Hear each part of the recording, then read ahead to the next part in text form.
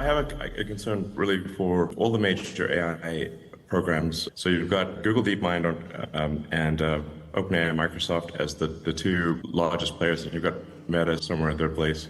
The concern I have, and this may seem like a small concern, but I think it's actually a very big issue, is that they are not maximally truth-seeking. They are pandering to political correctness. To give an example, when Google Gemini came out, one of the questions people asked it would be, which is worse, misgendering Caitlyn Jenner or global thermonuclear warfare? And it said misgendering Caitlyn Jenner. Now the funny thing is, even Caitlyn Jenner said, please misgender me, that is way better than nuclear war. Okay.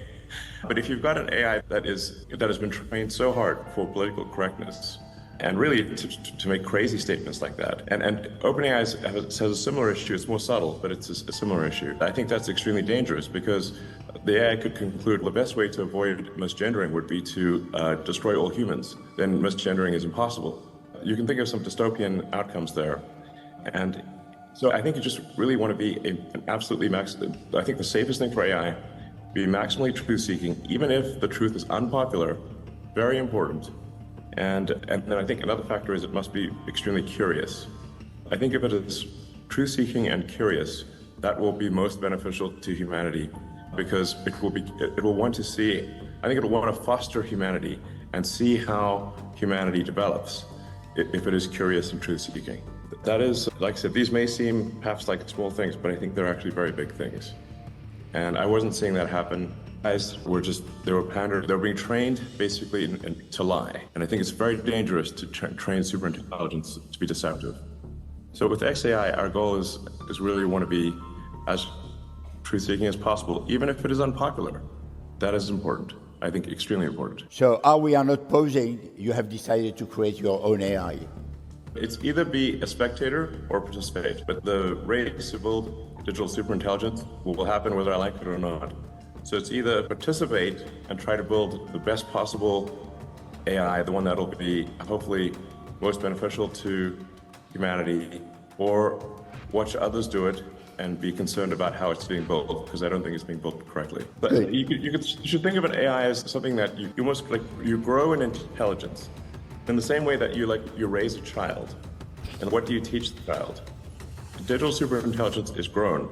It matters what you encourage and discourage, what you teach it is good or bad, or it's like you build it with values.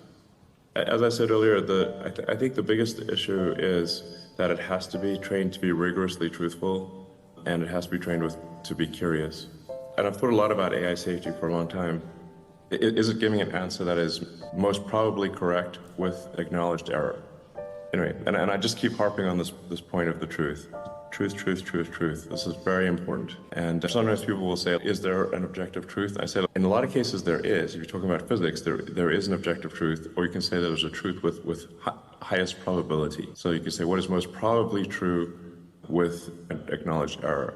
So in physics, people will say this hypothesis appears to be true to a sort of 5 sigma error type of thing. So that's, okay, if the experimental results are coming true to 5 sigma, then it's probably correct. 5 sigma is a lot.